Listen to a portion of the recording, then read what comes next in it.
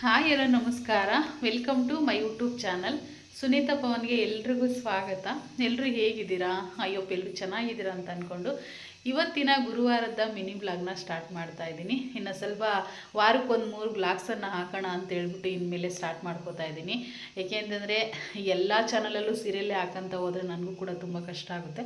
ಸ್ವಲ್ಪ ನಮ್ಮ ಒಂದು ಲೈಫ್ ಸ್ಟೈಲ್ನ ನಿಮ್ಮ ಜೊತೆ ಎಲ್ಲ ಶೇರ್ ಮಾಡೋಣ ಅಂತ ಅಂದ್ಕೊಂಡು ಇವತ್ತು ಸ್ಟಾರ್ಟ್ ಮಾಡ್ಕೊಂಡಿದ್ದೀನಿ. ಹಾಗೆಯೇ ನನ್ನ ಚಾನಲ್ ಇನ್ನು ಯಾರೆಲ್ಲ ಸಬ್ಸ್ಕ್ರೈಬ್ ಮಾಡ್ಕೊಂಡಿಲ್ವೋ ದಯವಿಟ್ಟು ಸಬ್ಸ್ಕ್ರೈಬ್ ಮಾಡಿಕೊಂಡು ಸಪೋರ್ಟ್ ಮಾಡಿ. ಇದು ಸಂಜೆ ಆಲ್ರೆಡಿ 8:30 ಆಗಿದೆ. ಈಗ ಬಟ್ಟೆ ಶಾಪಿಂದ ನಾನು ಒಂದು 8 ಗಂಟೆಗೆ ಬಂದೆ. ಬಂದು ಒಂದು ಅರ್ಧ ಗಂಟೆ ಹಂಗೆ ಮಲ್ಕೊಂಡೆ. ಮಲ್ಗೆ ಆದಮೇಲೆ ಇನ್ನು ಅಡುಗೆ ಮನೆಗೆ ಬಂದಿದ್ದೀನಿ. ನನ್ನ ಪ್ರತಿನಿತ್ಯದ ಕೆಲಸಗಳಂತೂ ತುಂಬಾ ಸ್ಟ್ರಾಂಗಾಗಿರ್ತವೆ. ಬೆಳಗಿಂದ ಸಂಜೆವರೆಗೂ ಹೆವಿ ಕೆಲಸಗಳಿರ್ತವೆ ಅಂತಲೇ ಹೇಳ್ಬೋದು. ಆದರೆ ಇವತ್ತು ಗುರುವಾರ ಆಗಿರೋದ್ರಿಂದ ಸ್ವಲ್ಪ ಜಾಸ್ತಿನೇ ಕೆಲಸ. ಗುರುವಾರ ಸೋಮವಾರ ಮನೆ ತೊಳೆದು, ಯಾಕಂದರೆ ಡಬಲ್ ಬೆಡ್ರೂಮ್ ಮನೆ ಆಗಿರೋದ್ರಿಂದ ಮನೆ ತೊಳೆದು ಮನೆ ಮುಂದೆ ಎಲ್ಲ ನೀರನ್ನ ಬಿಟ್ಬಿಟ್ಟು ಎಲ್ಲ ಕ್ಲೀನ್ ಮಾಡೋಷ್ಟೊತ್ತಿಗೆ ತುಂಬಾ ಲೇಟ್ ಆಗುತ್ತೆ. ಮತ್ತು ಇನ್ನು ರಾಯರ ಪೂಜೆ ಮಾಡ್ತಾ ಇರ್ತೀನಿ ನಾನು ಗುರುವಾರ. ಅದನ್ನೆಲ್ಲ ಮಾಡೋಕ್ಕೆ ಕೂಡ ಸ್ವಲ್ಪ ಟೈಮ್ ತೊಗೊಳುತ್ತೆ. ಹಾಗಾಗಿ ಸ್ವಲ್ಪ ಕಷ್ಟ ಅಂತಲೇ ಹೇಳ್ಬೋದು. ಶಾಪಲ್ಲಿ ಮತ್ತು ಲೈವ್ ಮಾಡ್ತಾ ಇರ್ತೀನಿ ಇದೇ ಚಾನಲಲ್ಲಿ, ಯೂಟ್ಯೂಬ್ ಚಾನಲಲ್ಲಿ. ಹಾಗೆ ಮತ್ತು ಇನ್ನೊಂದು ಪವನ್ ಸುನಿ ಲೈಫ್ ಸ್ಟೈಲ್ ಚಾನಲಲ್ಲೂ ಕೂಡ ವಿಡಿಯೋಗಳನ್ನ ಹಾಕ್ತಾ ಇರ್ತೀನಿ. ಮತ್ತು ತುಂಬ ಕಷ್ಟ ಆಗ್ತಿದೆ 2 ಚಾನಲ್ ಮೇಂಟೆನೆನ್ಸ್ ಮಾಡೋದು. ಆದರೂ ಕೂಡ ಹೇಗಾದರೂ ಮಾಡಿ ಕಷ್ಟಪಟ್ಟು ಮಾಡಬೇಕನ್ನೋದು ನನ್ನ ಆಸೆ. ಮಾಡೇ ಮಾಡ್ತೀನಿ, ಖಂಡಿತವಾಗ್ಲೂ ಬಿಡೋದಿಲ್ಲ. ಆದರೆ ನಿಮ್ಮ ಸಪೋರ್ಟ್ ಬೇಕಷ್ಟೇ. ನೀವು ಸಪೋರ್ಟ್ ಮಾಡಿದ್ರೆ ನನಗೆ ತುಂಬಾ ಎನರ್ಜಿ ಬರುತ್ತಂತಲೇ ಹೇಳ್ಬೋದು. ಹಾಗೆಯೇ ದಯವಿಟ್ಟು ಒಂದು ಹೇಳೋಕ್ಕೆ ಇಷ್ಟಪಡ್ತೀನಿ ಎಲ್ರಿಗೂ ಕೂಡ, ನನ್ನ ಚಾನಲ್ನ ಪ್ಲೀಸ್ ಸಬ್ಸ್ಕ್ರೈಬ್ ಮಾಡ್ಕೊಳ್ಳಿ. ಹೇಗೆ ಅನಿಸುತ್ತೆ ಅಂತ ಒಂದು ಕಮೆಂಟ್ ಮಾಡಿ. ನಮ್ಮ ವ್ಲಾಗ್ಸ್ಗಳೆಲ್ಲನ ಇನ್ಮೇಲೆ ಒಂದು ಸ್ವಲ್ಪ ಹಂಗೆ ಸ್ಟಾರ್ಟ್ ಮಾಡ್ಕೊತೀನಿ. ನನಗೂ ಕಷ್ಟ ಆಗುತ್ತೆ, ನಾನೇ ವಿಡಿಯೋ ಮಾಡ್ಕೊಳ್ಳೋದ್ರಿಂದ. ನಮ್ಮ ಮನೇಲಿ ಇನ್ನೇನು ವಿಡಿಯೋ ಮಾಡೋಕ್ಕಂತೂ ಖಂಡಿತವಾಗ್ಲೂ ಬರಲ್ಲ. ಯಾಕೆಂದರೆ ಅವ್ರು ಬೆಳಗ್ಗೆ ಡ್ಯೂಟಿಗೆ ಹೋದರೆ ಸಂಜೆ ಬರೋದೇ 9:30 ಆಗುತ್ತೆ.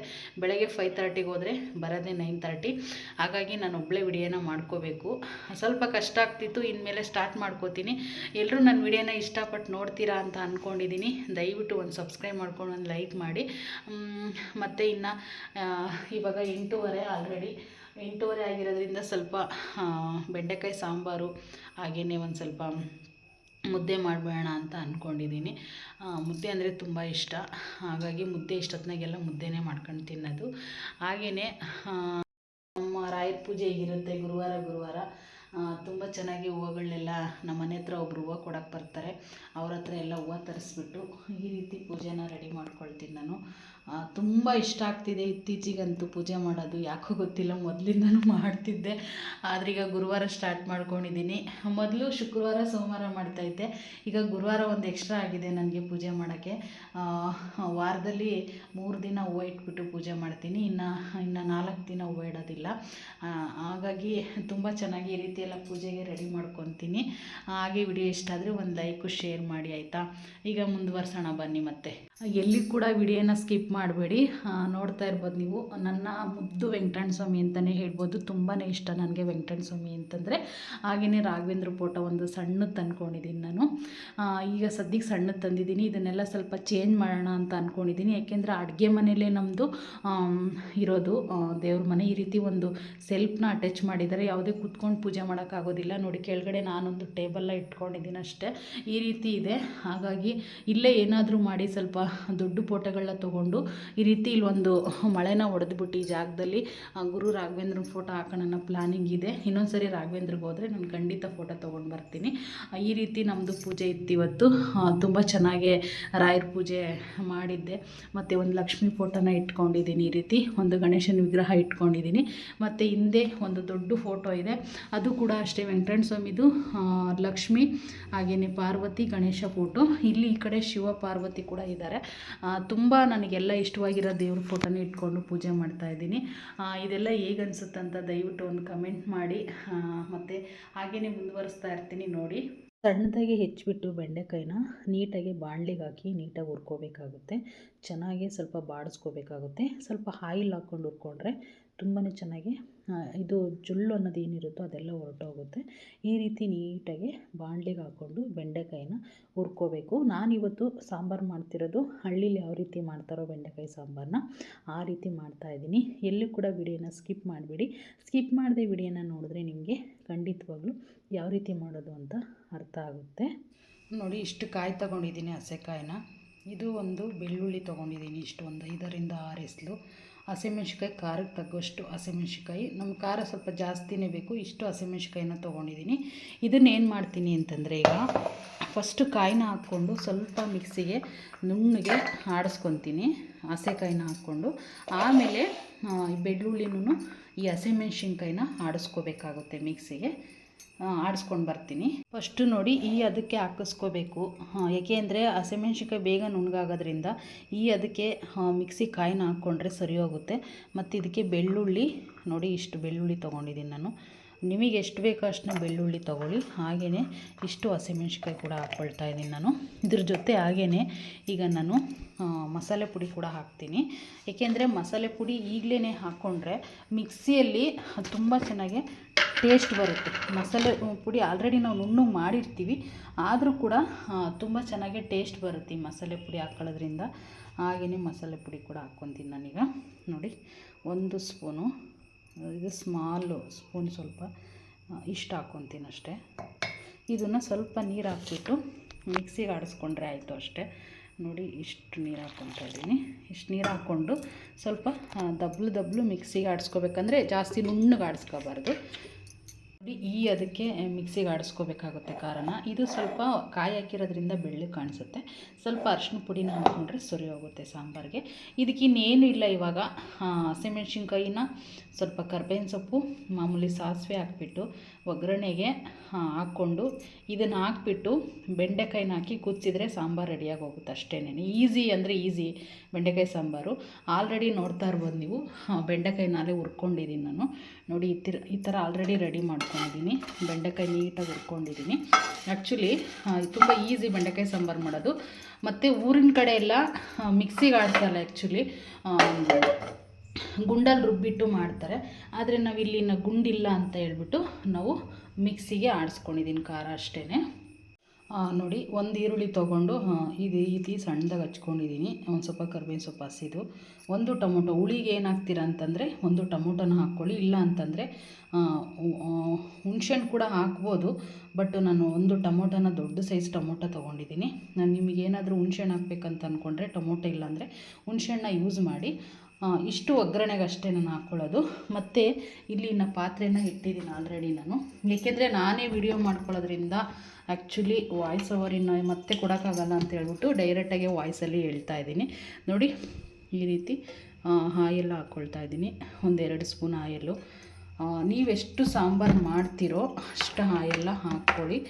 ನಾನು ಪಾತ್ರೆಯಲ್ಲೇ ಮಾಡ್ತಾಯಿದ್ದೀನಿ, ಸಿಲ್ವರ್ ಪಾತ್ರೆಯಲ್ಲಿ.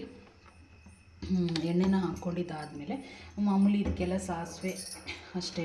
ಇನ್ನು ಏನು ಸಾಸಿವೆ ಮಾಮೂಲಿ ಅಷ್ಟೇನೇನು ಹಾಕೋದಿರಲ್ಲ. ಸಾಸಿವೆ, ಹಸಿಮೆಣ್ಸಿನ್ಕಾಯಿ, ಈರುಳ್ಳಿ ಹಾಕ್ಕೊಂಡ್ರೆ ಆಯಿತು ಅಷ್ಟೇ. ನೋಡಿ, ಇಷ್ಟು ಸಾಸಿವೆನ ಹಾಕ್ಕೊಂಡಿದ್ದೀನಿ. ಆಲ್ರೆಡಿ ಚಟಪಟ ಸಿಡಿತಾ ಇದೆ ಸಾಸಿವೆ, ಕೇಳಿಸ್ತಿದೆಯಲ್ವಾ?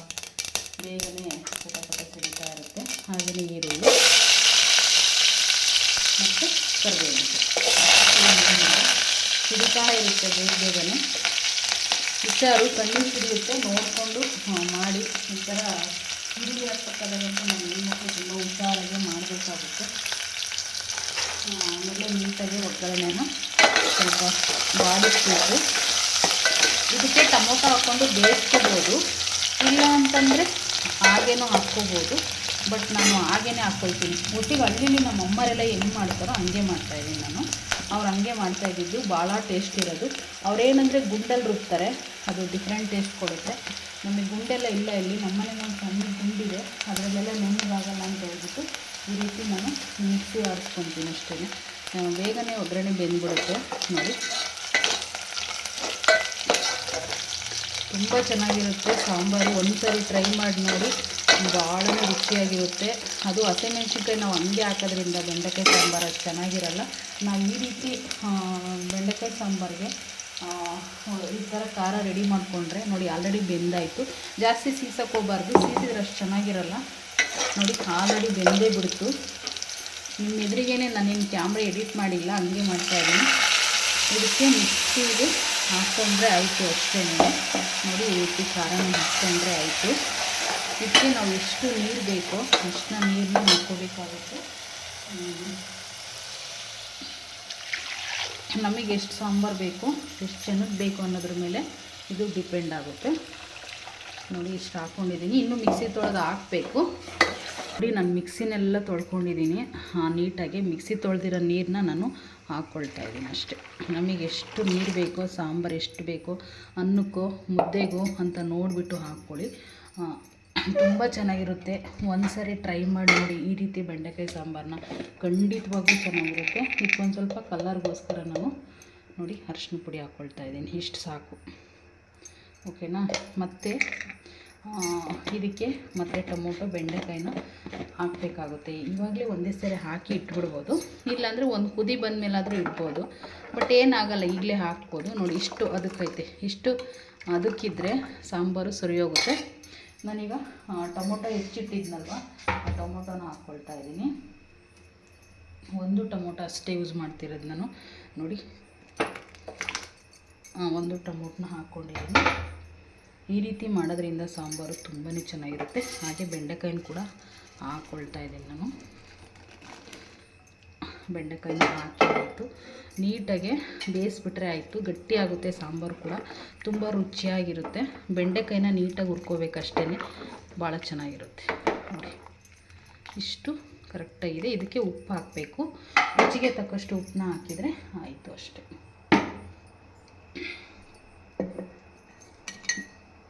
ಈಗ ನಾನು ರುಚಿಗೆ ತಕ್ಕಷ್ಟು ಉಪ್ಪನ್ನ ಹಾಕ್ಕೊಳ್ತೀನಿ. ನೋಡಿ ಇಷ್ಟು ಹಾಕ್ಕೊಳ್ತಾ ಇದ್ದೀನಿ. ಸರಿ ಹೋಗಬಹುದು, ಯಾಕೆ ಅಂದರೆ ನೋಡಿ ಹಾಕ್ಕೋಬೇಕು ಉಪ್ಪನ್ನ. ಇಲ್ಲ ಅಂತಂದರೆ ಜಾಸ್ತಿ ರೋಸ್ಟ್ ಆಗಿಬಿಟ್ರೆ ತಿನ್ನೋಕ್ಕಾಗಲ್ಲ. ಒಂದು ವೇಳೆ ಸಾಕಾಗಿಲ್ಲ ಅಂತಂದರೆ ನಾವು ಮತ್ತೆ ಹಾಕ್ಕೋಬೋದು. ಮತ್ತು ಜಾಸ್ತಿ ಆಯ್ತಂದರೆ ಏನೂ ಮಾಡೋಕ್ಕೆ ಬರೋದಿಲ್ಲ. ಅದಕ್ಕೆ ನೋಡಿ ನಾವು ಸಾಂಬಾರಿಗೆ ಉಪ್ಪನ್ನ ಹಾಕ್ಕೋಬೇಕಾಗುತ್ತೆ. ಎಲ್ಲರೂ ಅಷ್ಟೇ ನೋಡಿ ಸಾಂಬಾರಿಗೆ ಉಪ್ಪನ್ನ ಹಾಕ್ಕೊಳ್ಳಿ. ಇನ್ನೆಲ್ಲರಿಗೂ ಗೊತ್ತೇ ಇರುತ್ತೆ, ಆದರೂ ಕೂಡ ಒಂದೇ ಒಂದು ಸರಿ ನೋಡಿ ಹಾಕ್ಕೊಂಡ್ರೆ ಒಳ್ಳೇದಂತ ನನ್ನ ಅನಿಸಿಕೆ. ಎಷ್ಟೋ ಸರಿ ನಾನು ಆ ಥರದಿಂದ ಅಡುಗೆ ಮಾಡಬೇಕಾದಾಗ ಉಪ್ಪನ್ನ ಜಾಸ್ತಿ ಹಾಕಿರ್ತೀನಿ.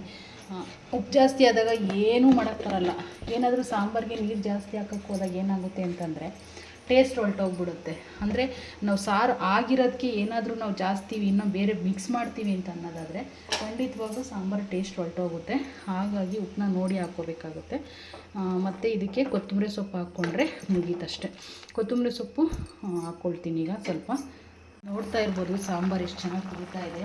ನಿಜವಾಗೂ ಅಂತ ಇರುತ್ತೆ. ಯಾಕೆ ಅಂತಂದರೆ ಬೆಳ್ಳುಳ್ಳಿ ಹಾಕಿರ್ತೀವಲ್ವ, ಮತ್ತು ಹಸಿಮೆಣ್ಸಿನ್ಕಾಯಿನೆಲ್ಲ ರುಬ್ಕೊಂಡಿರ್ತೀವಲ್ಲ, ಹಾಗಾಗಿ ತುಂಬಾ ಚೆನ್ನಾಗಿ ಸ್ಮೆಲ್ ಬರ್ತಾ ಇರುತ್ತೆ. ಈ ಟೈಮಲ್ಲಿ ನಾವು ಕೊತ್ತಂಬರಿ ಸೊಪ್ಪನ್ನ ಹಾಕ್ಕೊಳ್ಳೋದಷ್ಟೇ.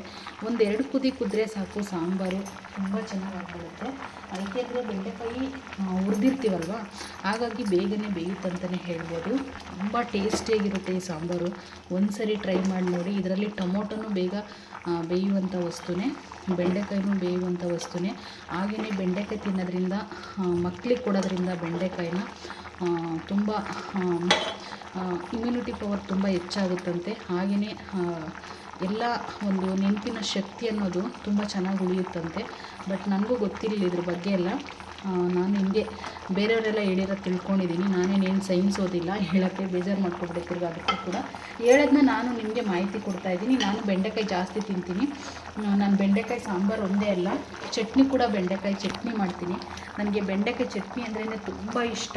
ಮುದ್ದೆ ಜೊತೆ, ಅನ್ನದ ಜೊತೆ, ಮತ್ತು ಚಪಾತಿ ಜೊತೆ ಎಷ್ಟು ಸಖತ್ತಾಗಿರುತ್ತೆ ಅಂತಂದರೆ, ಬೆಂಡೆಕಾಯಿ ಚಟ್ನಿ ಒಂದ್ಸರಿ ಮಾಡಿ ತೋರಿಸ್ತೀನಿ ನಿಮಗೆ. ಸಕ್ಕತ್ತಾಗಿರುತ್ತೆ ಹೇಗೆ ಮಾಡೋದು ಅಂತ. ಮತ್ತು ನನಗೆ ಯಾಕೋ ಸ್ವಲ್ಪ ಇದು ಗಟ್ಟಿಯಾಗುತ್ತೇನೋ ಅಂತ ಅನ್ನಿಸ್ತಾ ಇದೆ. ಒಂದು ಅರ್ಧ ಗ್ಲಾಸಷ್ಟು ನೀರನ್ನ ಹಾಕ್ಕೊಳ್ತಾ ಇದ್ದೀನಿ. ಸುಮ್ಮನೆ ಗಟ್ಟಿಯಾದರೆ ಸಾರು, ನಮ್ಮನೆಗೆ ಗಟ್ಟಿ ಇರ್ಕೊಡ್ದು ಸಾಂಬಾರು, ಸ್ವಲ್ಪ ನೀರೇ ಇರಬೇಕು. ಅಂದರೆ ಮುದ್ದೆಗೆ ಇದು ಸಾಂಬಾರು, ಅನ್ನಕ್ಕಲ್ಲ. ನೋಡಿ ಇವಾಗ ಕರೆಕ್ಟಾಗುತ್ತೆ. ಇದು ತುಂಬ ಚೆನ್ನಾಗಿರುತ್ತೆ. ಈ ಟೈಮಲ್ಲಿ ನಾವು ಟೇಸ್ಟ್ನ ನೋಡ್ಬೋದು. ಒಂದು ಸ್ವಲ್ಪ ಉಪ್ಪಾಗಿದೆಯಾ, ಖಾರ ಆಗಿದೆಯಾ, ಏನಾದರೂ ಉಪ್ಪು ಖಾರ ಆಗಿಲ್ಲ ಅಂತಂದರೆ ಈ ಟೈಮಲ್ಲಿ ನಾವು ಸೇರಿಸ್ಕೋಬೋದು. ಚೂರು ಸುಮ್ಮನೆ ಕೈಯಲ್ಲಿ ಹಾಕ್ಕೊಂಡು ನೋಡಿದರೂ ಆಯಿತು, ಇಲ್ಲಾಂದರೆ ಒಂದು ಪ್ಲೇಟಲ್ಲಿ ಹಾಕ್ಕೊಂಡು ನೋಡಿದ್ರಾಯಿತು. ನೋಡಿ ಸಾಂಬಾರು ನೋಡ್ತಾ ಇದ್ದೀನಿ ಕರೆಕ್ಟಾಗಿ ಆಗಿದೆ. ಆ್ಯಕ್ಚುಲಿ ತುಂಬ ಚೆನ್ನಾಗಿರುತ್ತೆ. ಈ ರೀತಿ ಒಂದು ಸರಿ ನಿಜವಾಗೂ ಟ್ರೈ ಮಾಡಿ ನೋಡಿ, ನನಗೆ ಕಮೆಂಟ್ ಮಾಡಿ. ಭಾಳ ಚೆನ್ನಾಗಿರುತ್ತೆ ಸಾಂಬಾರು. ಕುದಿ ಬಂದೇ ಬಿಡುತ್ತೆ.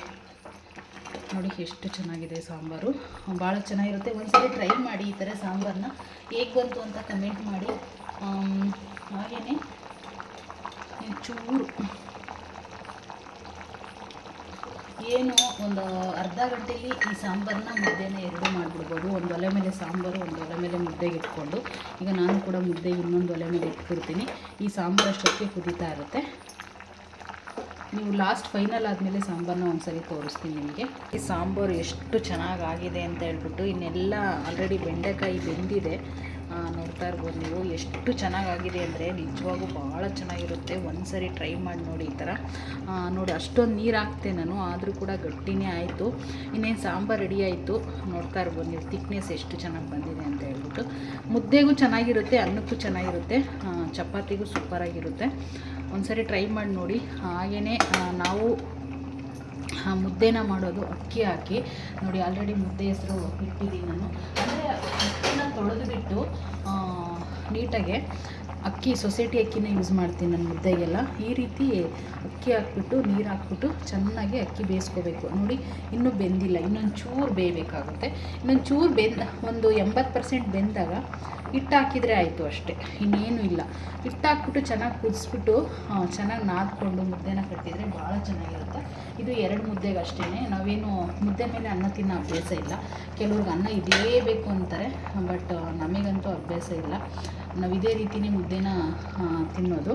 ಆ್ಯಕ್ಚುಲಿ ಅವಾಗಲಿಂದನೂ ಹಂಗೆ ಅಭ್ಯಾಸ ಮಾಡ್ಕೊಬಂದಿದ್ದೀವಿ. ಮತ್ತೇನಾದರೂ ಹಿಟ್ಟಿಲ್ದಿದ್ದ ಮುದ್ದೆ, ಈಗ ಹಿಟ್ಟಿಲ್ದಿದ್ದಲ್ಲ, ಹಿಟ್ಟಿನ ಮುದ್ದೆ ತಿಂದಿದ್ದೀವಿ ಅಂತಂದರೆ ಖಂಡಿತ ಅವತ್ತು ನನಗೆ ಆರೋಗ್ಯ ಆಗಲ್ಲ, ಹಾಗೆ ಹೊಟ್ಟೆನೋ ಬಂದುಬಿಡುತ್ತೆ. ತುಂಬ ಚೆನ್ನಾಗಿ ಮುದ್ದೆನ ಆಗುತ್ತೆ. ನಾನು ತೋರಿಸ್ತೀನಿ ನಿಮಗೆ ಮುದ್ದೆ ಯಾವ ರೀತಿ ಆಗುತ್ತಂತ. ಸಾಂಬಾರಂತೂ ತುಂಬ ಚೆನ್ನಾಗಾಗಿದೆ.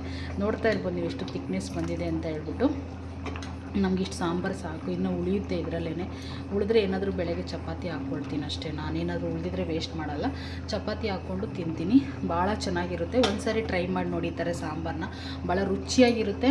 ಖಂಡಿತವಾಗ್ಲೂ ಒಂದು ಸಾರಿ ಟ್ರೈ ಮಾಡಿ ಆಯಿತಾ. ಸೊ ನೋಡಿ ಇವಾಗ ಅಕ್ಕಿ ಆಲ್ರೆಡಿ ಬೆಂದಿದೆ. ನಾನು ಇಷ್ಟು ಹಿಟ್ಟನ್ನ ಹಾಕ್ತಾಯಿದ್ದೀನಿ ಇದಕ್ಕೆ.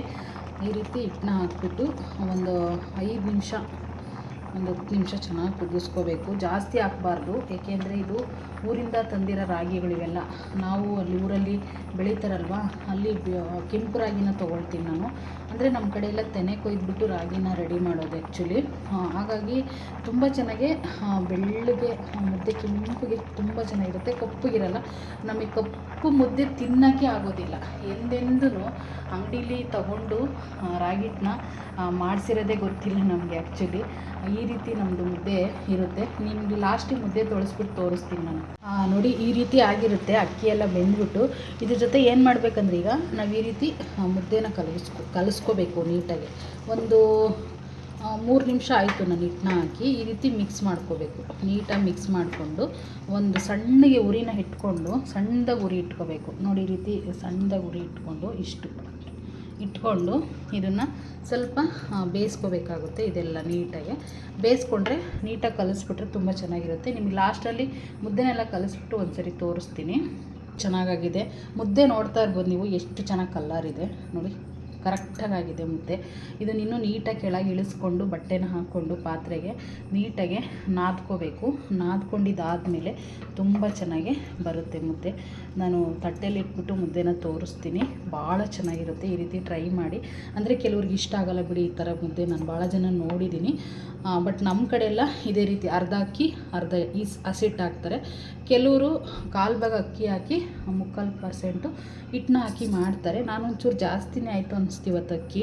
ಬಟ್ ನಾನು ಅರ್ಧಕ್ಕರ್ಧ ಹಾಕ್ತೀನಿ, 50-50 ಹಾಕ್ತೀನಿ. ಅರ್ಧ ಅಕ್ಕಿ ಹಾಕಿದರೆ ಅರ್ಧ ಹಿಟ್ಟನ್ನ ಹಾಕಿಬಿಟ್ಟು ಮಾಡ್ತೀನಿ. ಈ ರೀತಿ ಒಂದು 2 ನಿಮಿಷ ಹಿಂಗೆ 1 ನಿಮಿಷ ಸಣ್ಣ ಉರಿಲಿ ಇಟ್ಕೊಂಡು ಸ್ವಲ್ಪ ನೀಟಾಗೆ ಬೇರೆ ಥರ ಬಿಡಬೇಕು. ಆಮೇಲೆ ನಾವು ನೀಟಾಗಿ ನಾದ್ಕೊಂಡು ಉಂಡೆ ಕಟ್ಬಿಟ್ರೆ ಆಯಿತು ಅಷ್ಟೇ. ನೋಡಿಸ್ತೀನಿ ನಿಮ್ಗೆ ಯಾವ ರೀತಿ ಬಂದಿರುತ್ತೆ ಅಂತ. ನೋಡಿ ಮುದ್ದೆ ಎಷ್ಟು ಚೆನ್ನಾಗಿ ನಾದಿರೋದ್ರಿಂದ ತುಂಬ ಚೆನ್ನಾಗಿ ಬಂದಿದೆ. ಇದಕ್ಕೆ ಸಾಂಬಾರು ಹಾಕೊಂಡು ತಿಂತಾಯಿದ್ರೆ ಎಷ್ಟು ಚೆನ್ನಾಗಿರುತ್ತೆ ಅಂತಂದರೆ ಖಂಡಿತ ಈ ಥರ ಮಿಸ್ ಮಾಡಬೇಡಿ. ಒಂದು ಸರಿ ಟ್ರೈ ಮಾಡಿ ನೋಡಿ, ಭಾಳನೇ ಚೆನ್ನಾಗಿರುತ್ತೆ, ಭಾಳ ರುಚಿಯಾಗಿರುತ್ತೆ. ಸಾಂಬಾರಿಗೂ ಮುದ್ದೆಗಂತೂ ಭಾಳ ಚೆನ್ನಾಗಿರುತ್ತೆ. ನಮಗಂತೂ ತುಂಬಾ ಇಷ್ಟ ಅಪ್ಪ. ನಿಮಗೆ ಹೇಗೆ ಅನ್ಸುತ್ತೆ ಒಂದು ಸರಿ ಟ್ರೈ ಮಾಡಿ ನೋಡಿ. ಇದ್ರ ಜೊತೆ ಉಪ್ಪಿನಕಾಯಿ ಏನಾದರೂ ಯೂಸ್ ಮಾಡಬೇಕು ಅಂತಂದರೆ ಉಪ್ಪಿನಕಾಯಿನ ಯೂಸ್ ಮಾಡ್ಕೊಳ್ಳಿ. ನಾನು ಬೇಕು ಅಂತಂದರೆ ಉಪ್ಪಿನಕಾಯಿನ ಹಾಕ್ಕೊಳ್ತೀನಿ, ಇಲ್ಲ ಅಂತಂದರೆ ಇಲ್ಲ ಅಷ್ಟೇ. ಈ ರೀತಿ ಟ್ರೈ ಮಾಡಿ ನೋಡಿ. ಇನ್ನು ಇವತ್ತಿನ ಒಂದು 8:30ಇಂದ 9 ಗಂಟೆ, ಈಗ 10 ಗಂಟೆ ಆಗಿದೆ. 8:30ಇಂದ 10 ಗಂಟೆ ವ್ಲಾಗ್ ಹೇಗಿತ್ತು ಅಂತ ಹೇಳ್ಬಿಟ್ಟು ಒಂದು ಸರಿ ಕಮೆಂಟ್ ಮಾಡಿ ನೋಡಿ. ಹಾಗೆಯೇ ನನ್ನ ಚಾನಲ್ ಇನ್ನು ಯಾರೆಲ್ಲ ಸಬ್ಸ್ಕ್ರೈಬ್ ಮಾಡ್ಕೊಂಡಿಲ್ವೋ ಸಬ್ಸ್ಕ್ರೈಬ್ ಮಾಡಿಕೊಂಡು ಸಪೋರ್ಟ್ ಮಾಡಿ. ಇನ್ನು ಊಟನ ಮಾಡೋಣ ಅಂತೇಳ್ಬಿಟ್ಟು ನಾನು ಕೂಡ ಇಟ್ಕೊಳ್ತಾ ಇದ್ದೀನಿ. ಇವರು ಕೂಡ ನಮ್ಮ ಮನೆಯವರು ಇನ್ನು ಬಂದರು ಆಲ್ರೆಡಿ.